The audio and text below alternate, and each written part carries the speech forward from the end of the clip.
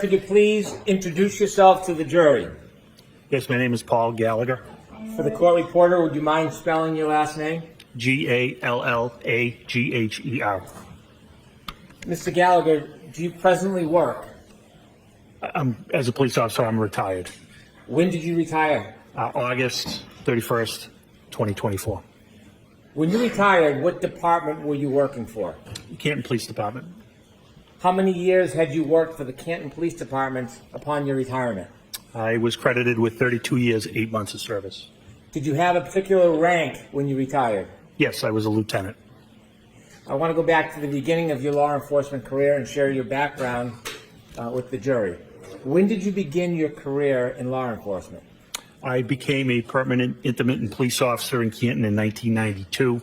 What a permanent intermittent police officer is, it's basically a part-time police officer. You're required to attend a 16-week part-time academy.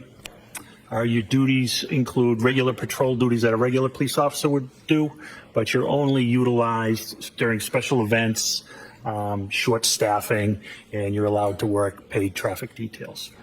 Did that status change at some point? It did in 1994. 1994, were you a patrolman? Yes, and that required me to attend a full-time 18-week police academy. In addition to the police academy, did you continue your training over the years? Yes, I did. Can you share with the jury some of the training that you would attend over the years? Oh, sure. So I did constitutional law.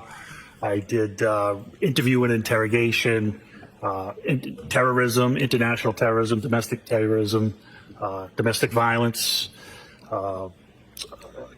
buccal swabbing, and DEA basic narcotics course. And last duties were I did background checks, so I attended background training, and I did internal affairs. Before I talk a little bit more about your experience over the years and your progress through the Canton Police Department, I'd like you to share with us generally and briefly the structure of the Canton Police Department. The Canton Police Department, how big is it? How many officers are typically employed by Canton at the same time?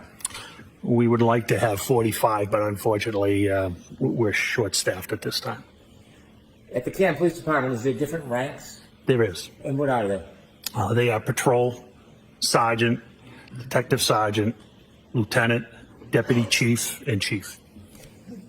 Given the size of Canton, is it a small department or a typically large department for that size? I would say it's a medium-sized department. Is Canton, do you receive traffic from other areas nearby? We do. Is Boston part of the crossroads in Canton at times? It is. Route 138 runs from Boston, and it goes all the way down to the South Shore through Brockton, Taunton, etc. Other cities or towns nearby that bring traffic through Canton as far as law enforcement is concerned? They do, and other states. 95 runs through Canton as well and brings up traffic from Rhode Island. For a relatively small town, is Canton a busy police department given all the crossroads and intersections? It can be very busy at times. You mentioned in Canton that there are different ranks. You started as a patrol officer. Yes. Did that change at some point? It did. When? July of 2001, I became a detective. Did you have any particular or special training to become a detective? I started attending how to dust for fingerprints. My focus was narcotics. I had several narcotics classes. Did you engage in those type of investigations on behalf of Canton? I did. Did you work with other agencies? I did. In 2005, I started working with the Drug Enforcement Administration. In 2006, I was assigned as a task force officer for the DEA, initially out of Worcester Tactical Diversion Squad, which their mission goal was to eradicate OxyContin and oxycodone distribution at that time. It was during our oxycodone phase. In 2008, I was moved to Boston Division, and there we focused on all narcotics, not just oxycodone, heroin, cocaine, etc. How many years did you spend as a detective before you received your next promotion? Approximately 15 years. What happened next in your career as far as progress? I took the sergeant's exam, and I became a sergeant. In order to become a sergeant, do you have to pass an exam? An exam and an assessment, yes. Is that enough to become a sergeant, or is there another process you have to go through? That's where they rank you after the exam and the assessment. What year did you say you became a sergeant? I became a sergeant in 2017. Was that your first supervisory position? Not actually. I also worked as an officer in charge, which you're not technically a sergeant, but when there's no sergeant to fill the shift, they'll use experienced officers to work as a sergeant, and you receive sergeant's pay. How long did you work as a sergeant for at the Canton Police Department? I worked as a sergeant for 1 year till 2018, and I was promoted to detective sergeant. As a sergeant, did your duties change or expand from that of detective? I was still assigned to the Drug Enforcement Administration at that time. And you just shared a year later you were promoted to lieutenant. Did you have to take and pass an exam for that? That was detective sergeant, and I did not have to pass a test for that. Did your duties and responsibilities expand when you became lieutenant? Yes, I was brought out of the DEA to work in Canton specifically. Were there other lieutenants on the Canton Police Department when you worked as a lieutenant? I became a lieutenant in 2021. At the time, there was 3 other lieutenants. Were there any other officers above lieutenant at that point? There was a deputy chief and a chief. In 2022, January, were you a lieutenant? I was. Your duties and responsibilities, do they include actually going to scenes, or was it purely supervisory? It was supervisory, but we were expected to respond to scenes. What do you mean by that? Our chief expected a supervisor on scene at all times, at all scenes. Even if there was a ranking supervisor like a sergeant, were you still as a lieutenant expected to go to scenes? Oh, yes. Did you do that often? Yes. I want you to take us to January 29th, 2022. Were you working the overnight shift from January 28th, 2022 into January 29th, 2022? I was the outgoing lieutenant. I did not work into the 29th. I was the last lieutenant to work on the 28th. In the early morning hours, around 6 a.m., were you on shift or off shift? I was off shift. Were you planning on working that morning? I was planning on working later that day, yes. Do you remember what the weather was like that early morning? Yes, there was a nor'easter, which was snow, wind. Did anything interrupt your plan of working later that day? Yes. Tell us what happened. Shortly after 6 a.m., I received a call from Sergeant Sean Good of the Canton Police Department. After you received a call from Sergeant Sean Good, were you informed about a situation? I was. Were you told any basic details of where and what? Yes. Without sharing the actual conversation, where was this situation taking place? I misunderstood the situation. I thought it was on Meadows Ave in Canton. I later found out through dispatch that it was actually Fairview Road. When you heard that there was a situation in Canton, did you decide to change your plans about when you would come in? Yes, I responded. Why did you respond? That's the expectation our chief had for us. When you go into work, do you use a police cruiser or do you use your personal vehicle? On this particular day, I used a personal vehicle because of the weather. Was that different than typical? Yes. And why would you use a personal vehicle instead of a police cruiser? It was larger. It was four-wheel drive. It was the only way I probably would have got there to the scene. After you received the call about a situation, tell us what you did. I loaded up the car with a tent, and I drove to the Canton Police Department, and I got some winter gear from the office, and I got on the radio and advised Sergeant Sean Good, who was at the scene on Fairview, that all officers were held to further notice. What does that mean? They weren't going to be going home at their end of the shift until they were relieved by another supervisor. Why did you take a tent with you? Because of the snow. The way the call was described to me was a person possibly not breathing. And if it was an unattended death I wanted to be able to cover the person. Why? Respect. That tent was a tent from your home, a personal tent? It was an 8x8 pop-up tent. You went to the Canton Police Department first before you went to the scene. I did. Why did you go to the Canton Police Department first? I had some winter gear there, including a reflective jacket that I thought would be helpful, given it was dark out. Visibility was very bad. When you got to the Canton Police Department, did you learn anything from any of your colleagues while at the police department? The only one colleague at the police department at that time was Officer Kelly Dever. After you got your gear at the Canton Police Department, did you head towards Fairview? I did. Other than the general description that you had heard, did you know anything about what was going on there? Just that a gentleman was found unconscious in the snow, possibly not breathing. You mentioned the term unintended death. What does that mean? An unattended death is a death where someone dies alone, and you don't know the reason. It doesn't mean there's foul play. In fact, 99% of the time, it's natural causes.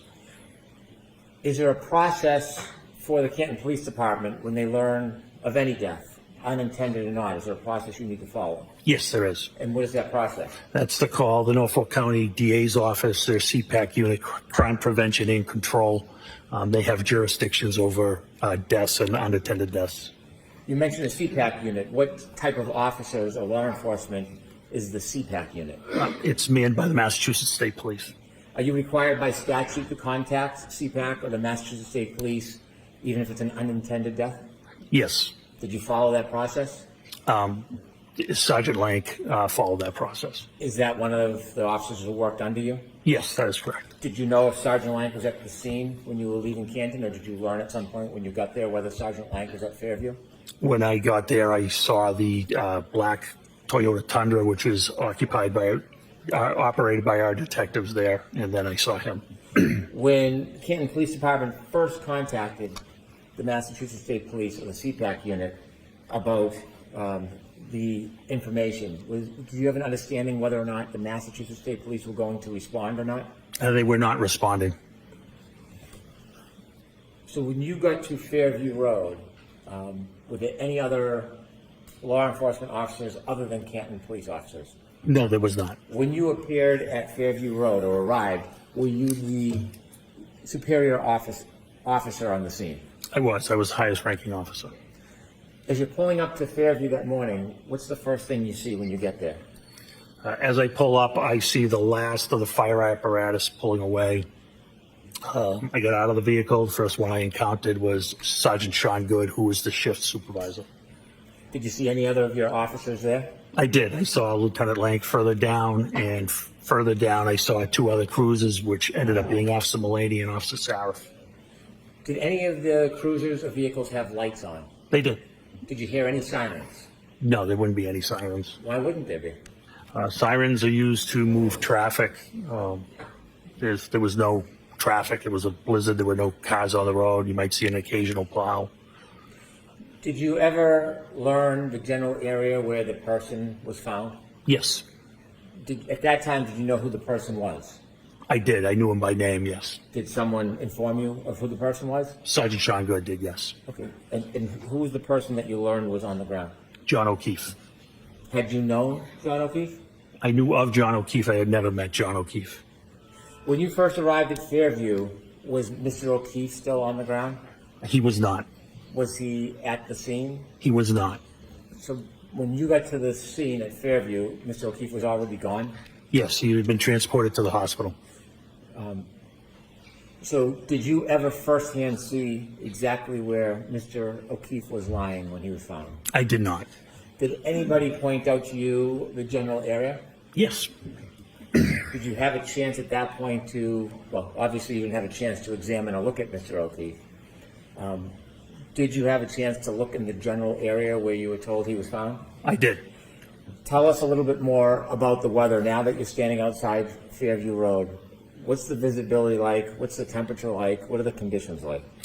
So it was terrible. It was blizzard-like. The wind would blow in your face. It would change directions. The snow was an icy snow. In the wind, you had to actually talk loud to be heard. Somebody right next to you, and it was your typical New England blizzard, basically. At this point, did you have any position as you assessed the area, whether this was a criminal investigation? When we had no crime at that time. When you were there, were you looking for anything? Yes, I was examining the scene. At that point, did you have any reason to start a criminal investigation? Not at that time, no. When you learned that Mr. O'Keefe was found outside, did you go look at the particular area? Yes. Can you describe the area that was shown to you where Mr. O'Keefe was found? Sure. It was on the left side of the property of 34 Fairview. You could see where first responders and witnesses and police officers had walked up to the area. It was by a flagpole on the property line of number 32 Fairview. What was the lighting condition at that point in that area? It was dark. It was sun was coming up, but due to the weather and the cloud cover and the snow, its visibility still was not great. Were the law enforcement vehicles providing any light to the area? No. How about the house? Was there any bright lights coming out of the house illuminating that area? I didn't see any lights, window lights on. There may have been an exterior, the door light at one or two houses. In addition to the law enforcement officers that were there, did you see any civilians when you got there? No, there were no civilians there. While you were outside looking at the area, did any civilians ever come out? No, not at all. Any civilians ever come out of 34 Fairview? No. How about next door, 32 Fairview? Did you ever see any civilians come out of that address? Nobody ever came out of the house. Across the street, is there homes across the street from 34 Fairview? There is. Did you see anybody come out of either one of those houses? Did not see anybody come out of those houses. When you were outside and you were shown the area where you were told Mr. O'Keefe was found, did you try to do anything regarding that area to identify the area itself? I'm sorry, can you ask that again? Yes. The area where you were told Mr. O'Keefe was found, did you try to do anything around that area to identify the area? Well, it was marked out with crime scene tape at that time, and what I saw was pink blood, and it was in a circular pattern. Was the crime scene tape holding up at all? No, it was not. It was blowing wildly in the wind, and at one point, it was actually blowing in. It was triangular, and it was actually blowing into the crime scene. Was the tape helping at all? No, it was not. Was there any use of putting a tent up at that point? No, there wasn't, not due to the high winds. Did you learn whether any of the officers had, at any point before you got there, gone into Fairview Road? Yes. Who did you learn went into Fairview Road? Both Sergeant Good and Detective Sergeant Lake went into Fairview Road. Did you know how long they were inside for? I don't know. Did you know that? I did not. At that point, did you go and speak to anybody in any of the nearby homes? I did not. When you were at this scene and you saw what was happening in the weather, did you make a decision to do anything? Yes. What did you decide you were going to do? Since the state police were not responding, I decided to process the area where Mr. O'Keefe was found and try to find out why he had the medical episode he was having. If you understood this to be a medical episode, and at that point you didn't have any information it was a crime scene, why were you taking the time and effort to process the scene under these conditions? Because that's what we do. Even the hospital, there could be a reason that there's obviously a reason he's there. I think we had a duty and obligation to check around where he was found and see if there was any explanation to what caused his medical condition. Did you focus on a particular area when you decided to look around? I did. What area were you going to look at? Where it was pointed out he was found and where the blood pattern was. Were you thinking about looking in any other areas around that? Not at that time. Why not? We didn't have any reason to. We only had the area where he was found. And at that point, did you have any idea what caused his injuries? We had none. At this point, when you were pointed or you're looking at the area where Mr. O'Keefe was found, was the area getting covered up at all? Yes, it was. With what? Snow. How quickly? Very quickly. I believe it was forecasted to come down to 1 to 2 inches an hour, if I recall. Did you have any idea how hard the ground was at that point? It was frozen. No, did you have any idea? It was frozen. Oh,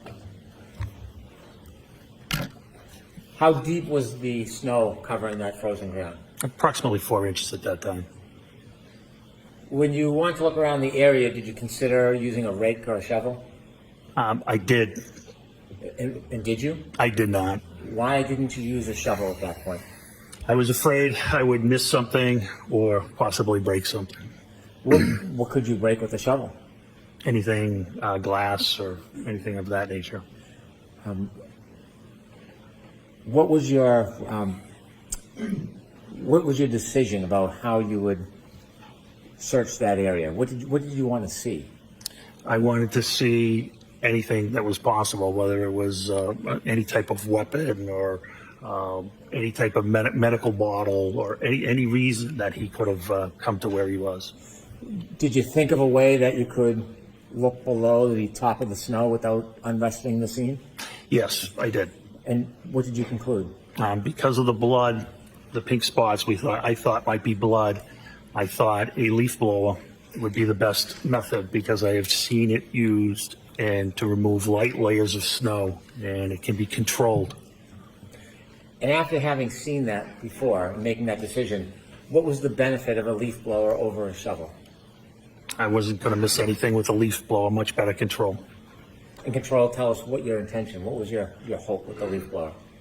To clear the area, controlled, slowly, so any potential evidence of what happened to Mr. O'Keefe wouldn't be lost. Did you have a leaf blower with you? Did not. So what did you do? Sergeant Good volunteered to go get a leaf blower. Did you remain at the scene? I did. And during this time, are you still have no information that it's a crime scene? We had no information on a crime at that time. Did Sergeant Good come back with a leaf blower? He did. Did you try to get any other items to help you? Not that I recall. Okay. When Sergeant Good came back with a leaf blower, did you use it? I did. Was it successful? Very. Tell us what you did. I started with low speed and began whisking away the snow. And then I saw how it was uncovering those pink spots were becoming brighter red. So I verified it was frozen or coagulated blood at that time. And so out of the abundance of caution, I decided that that was something we may want to collect. Why did you want to collect that? Just out of abundance of caution, DNA. I expected it to be John's DNA. And I wasn't going to get a second chance at it. It was either collect it or never have it. were you making quick decisions under these circumstances? Yes. Did you ask somebody to get a container to put the coagulated blood in? I ended up getting the containers. Where did you get them from? I got them from Lieutenant Gallagher, who lived in the neighborhood. Did Lieutenant Gallagher ever come over to the scene? He did not. Did he work for the Canton Police Department? He did. Why didn't he come over to the scene with you? Because he originally thought the scene was at 32. Did you ask him to come over to the scene to help you? No. Did you expect him to come over to help you? No. Did you prefer he not? Correct. So when you get the containers, were they plastic cups? Yes, they were red Solo cups. And what was the purpose of using the red Solo cups? They were plastic. They weren't going to leak. They weren't going to get soggy. They were large. I needed a small sample. My thought was because it was frozen or coagulated, that we could collect it, transport it, and transfer it to the crime lab, who could extract the DNA however they saw best fit. Do sometimes the crime lab test evidence and sometimes not? Of course, yes. Is that your decision? No. You were telling us about the leaf blower. Does it serve to excavate the area? It did. Did you begin that process? I did. And when you did that, did you try to memorialize it? Yes, I did. How did you do that? I had Sergeant Good videotape it. Why did you have Sergeant Good memorialize your efforts to excavate the area? I thought someone may wonder why I decided to use a leaf blower, so I wanted to demonstrate its effectiveness.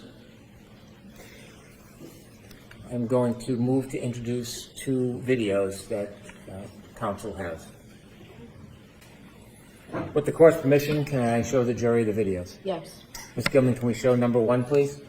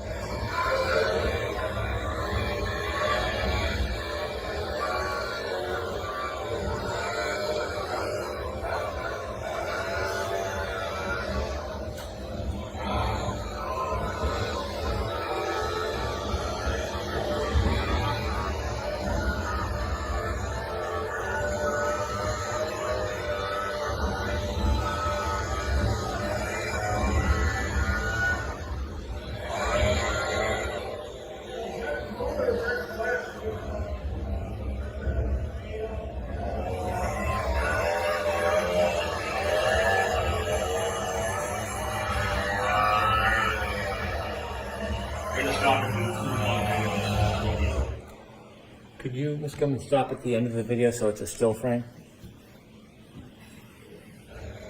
That's good right there.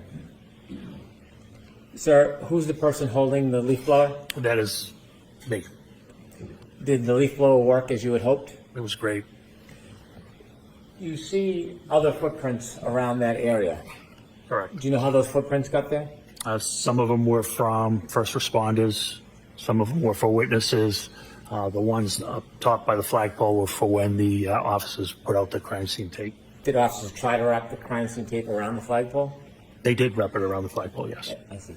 And from that vantage point, could you see the side and front yard? Yes. Did the side yard have any footprints or evidence that anything was dragged through the side yard? No, not at all.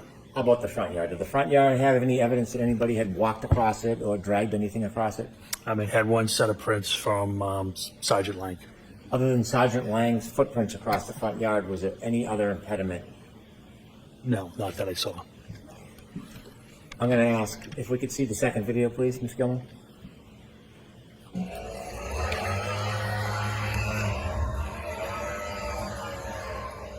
Could you stop there, please? You see the end of the leaf blower? I do. There's an object just below it at like 7 o'clock. Do you see that? I do. Did you discover something in that area? We did. What did you discover? It's a cocktail glass. Was it, did it have any damage to it? It did. Describe that for us. It was broken on the top. Could you continue the video, please, Ms. Gilman?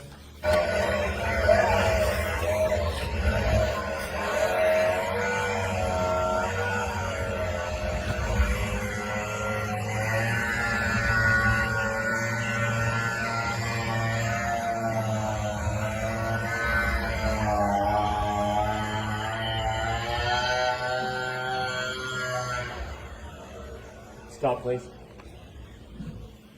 There's some red spots. Is that what you identified as coagulated blood? That is. Below some of those spots and to the left, there's an area that's not white. It's brownish. Do you know what that is? That's, I believe, just bare ground. If we could finish the video, please. Okay. Thank you. Could you have the lights on, please? Did you or any officer at your direction obtain and preserve that broken cocktail glass? Yes. May I approach, Your Honor? Yes.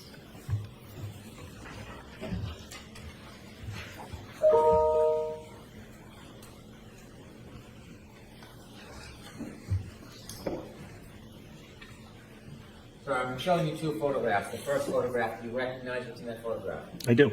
What is it? It's a after we exposed the broken, I exposed the broken glass.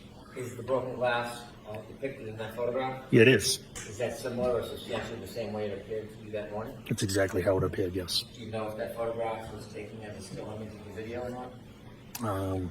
I do not. Second photograph, can you take a look at that? That's a close-up of the cocktail glass. Of the same photograph? It is. Yes. I'd move these two photographs into evidence, please. Lieutenant, what was done with that cocktail glass? It was bagged and seized as evidence. Was it brought anywhere that morning? It was brought back to Canton Police Headquarters. What happens when it gets back to Canton Police Headquarters? It gets logged into evidence, and it's assigned an evidence number. The officer types in a description of the item. In this case, it was a broken cocktail glass or broken glass. And once he hits the space bar, it automatically generates a property number for it. And I believe in this case, it was 22-18-PR, which means 22 is the year, 2022. 18 is how many pieces of evidence that the department as a whole had collected that year so far. And PR, I believe, means property room. Why is it assigned a particular number? Everything is assigned a number by the computer. You said it's brought to the evidence room. Is that a separate or a special place? So we have two rooms. We have a temporary evidence room, and then there's a permanent evidence room. Only two people have access to the permanent evidence room. Is there a reason why access to the evidence room is limited? There is, Why? for security.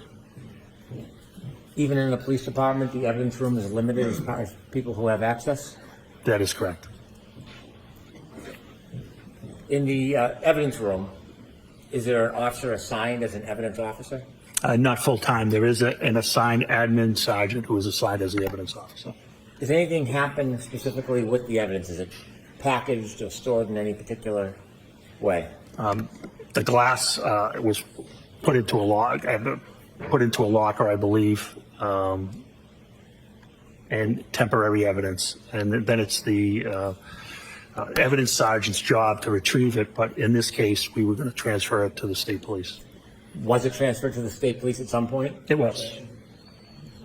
Were you part of the transition of that item to the state police? I was. And when was it transitioned and to who? It was on February 1st, 2022, and it was to a criminalist from the Massachusetts State Crime Line. Do you know who the criminalist was? I don't know the name, no. Did the criminalist come to your department, or did you bring the item to them? They came to our department. In addition to the glass, there was plastic cups with coagulated blood. That's correct. What did you do with those cups? Those were placed in temporary evidence and placed in a refrigerated unit. To carry them from Fairview to the police department, did you hold the actual cups, or did you put them in something? No, they were stacked in a bag. What type of bag? It was a craft paper bag. In this particular case, we utilized a Stop and Shop bag. Is that any different than a bag from the police department? This made of the same paper, craft paper, the same size and dimension, other than Stop and Shop and evidence and probably price. They're basically the same bag. Why did you use one of those rather than a bag that said evidence on it? I don't know where that bag came from. I was in a personal car. Sergeant Lank was in a Tundra. If that bag is upside down, you wouldn't know it didn't say evidence on it. I'm not sure where that bag came from. And the plastic cups, do you know what happened to those? Yes, they were turned over to the criminalists as well. Where did you store them before they were turned over to the criminals? Temporary evidence in a refrigerator. Temporary evidence in a refrigerator. Is the refrigerator part of the temporary evidence area? It is, yes. Did you bring that piece of evidence, the broken glass, with you today? Yes. With the court's permission, I'd like to approach the witness. Handing you a box, gloves, and some scissors. Let me ask you about that box. It has red tape on it. Why? It's a secure and transfer of custody.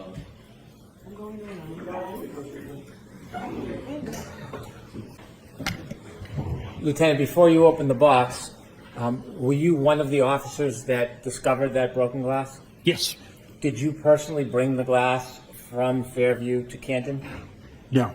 Do you know who did? Yes. Who? Detective Sergeant Lang. Sergeant Lang? Yes. When you went back to the station, you said that the evidence was then put into an evidence locker. Did you place it in the evidence locker? I don't recall. And then inevitably, it was transitioned to somebody from the forensic unit? That's correct. Were you personally there when it was taken from the evidence locker and given to the person from the forensic unit? Yes, that was me. Did you have a responsibility and role in that process, or were you a passive observer? I had an active role. I was the chain of custody. I was turning it over to the criminalist to the state police lab. After that glass was given to the criminalist, did you ever have possession of it again? Never. Did you ever package it or touch it again in any way? No, never. Did you ever process it in any way? No. Did That's you not, put it in that box and tape it up yourself? no. Okay, I'm going to now ask you to open the box, please.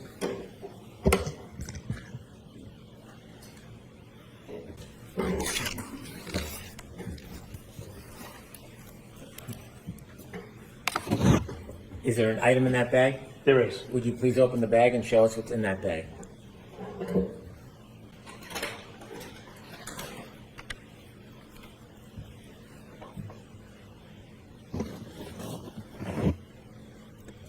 Thank you. If you could put it back in the bag and the bag back in the box, please. Lieutenant Gallagher, does that appear to be the same item that you found in the area where John O'Keefe was at Fairview that morning? Yes, it does. I'd like to have the box and the item marked for identification, please. Okay.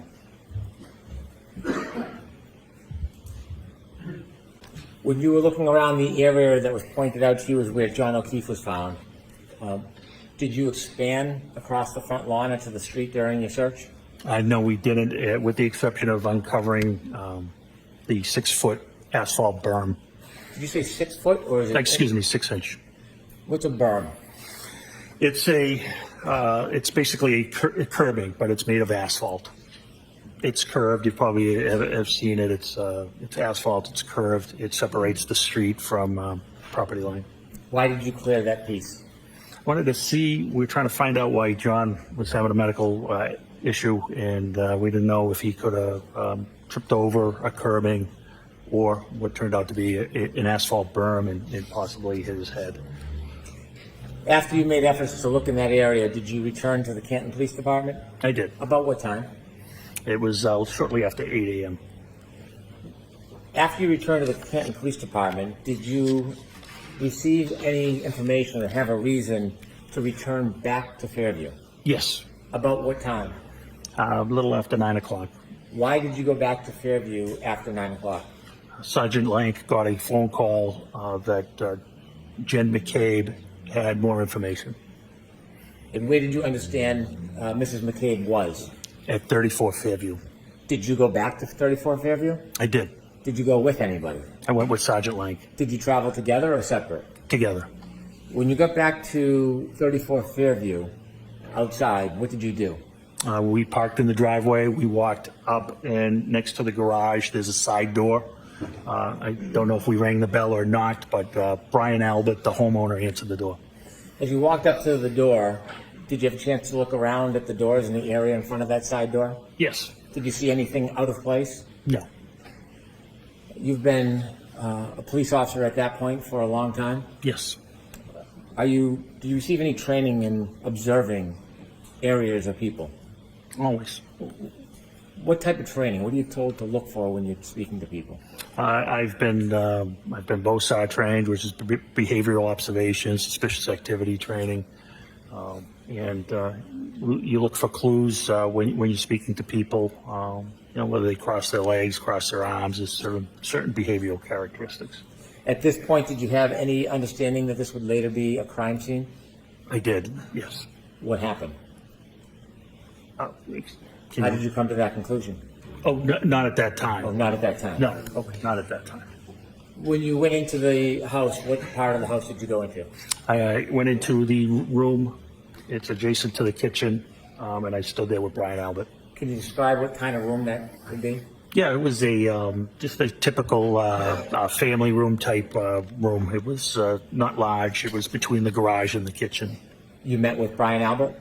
Brian Albert answered the door and let us into the house. Did you understand what his relationship was to that house? He was the homeowner. Did Sergeant Lank walk in with you? He did. Did he stay in that living area? No, he went to the kitchen area and sat down with Jen McCabe. Could you see the kitchen area from where you were? I could see a portion of the kitchen area. Did you see anybody else in the kitchen area with Mrs. McCabe and Sergeant Lank? And there were people in the kitchen area. There was nobody with Sergeant Lank or Miss McCabe. Could you hear their conversation? No. Were you trying to listen? No, Were you speaking to Mr. Albert? I was. Did you take the time to make observations of him? I'll allow it. Did you take the time to make observations of him? Yes. Did you speak to him? Yes. Did he speak to you? Yes. Was there anything about his mannerisms or affect that caused you any concern? No, it was just a social conversation. There was nothing of concern at all. Was there anything about it that caused you to hone in or be concerned? No. I'll allow that. No. Did you get a chance to look around that living area at the Sure. items? I didn't look around, or just with my eyes. Did you get to see that area? I did. Did you see anything broken or looked out of place? No. Anything that caused you any type of concern? Nothing. When you looked towards the kitchen, did you see anything that looked different or suspicious in any way? Nothing. Was the interaction, did it cause you any alarm or concerns? No. After Sergeant Lank had an opportunity to speak to Mrs. McCabe and you spoke to Brian Albert, what did you do next? We left. Where did you go? We went back to the police department and were informed that the state police were going to respond to the hospital and that we didn't need to respond to the hospital. When you heard that the state police was then going to get involved in the investigation, what does Canton do when the state police takes over an investigation? Well, it was based off of a conversation I had with my chief in the detective sergeant's office.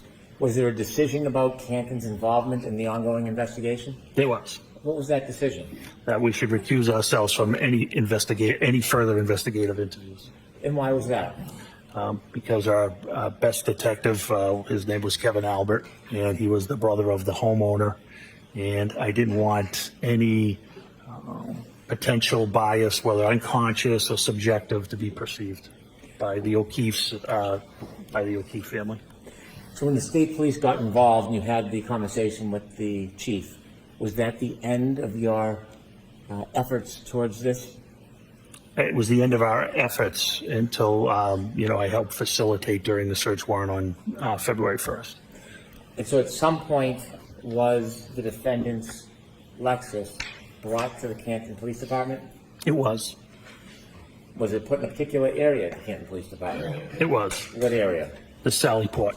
What's a Sally Port? Sally Port is where, when we have an arrest, we bring our prisoners in. It's basically a extra large garage. It has 4 doors, they're numbered 1, 2, 3, and 4. We typically go in door 4 and pull towards door 3. Door 4 is lowered, and then prisoners are walked into the booking area, which is also secure. The exterior doors to the Sally Port can only be opened by the dispatch council. When crime scene services came to look at the car, was that the same day, the 29th, or later time? No, it was February 1st. Did the Lexus remain in the Sallyport area from the 29th until February 1st? Yes.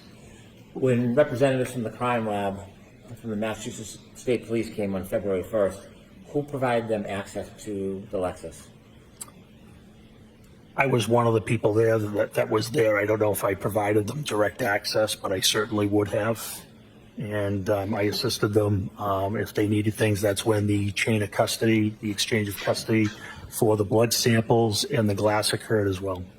And during their processing of the Lexus, were you there for parts of it? I was in and out, yes, but I did not partake. Thank you very much.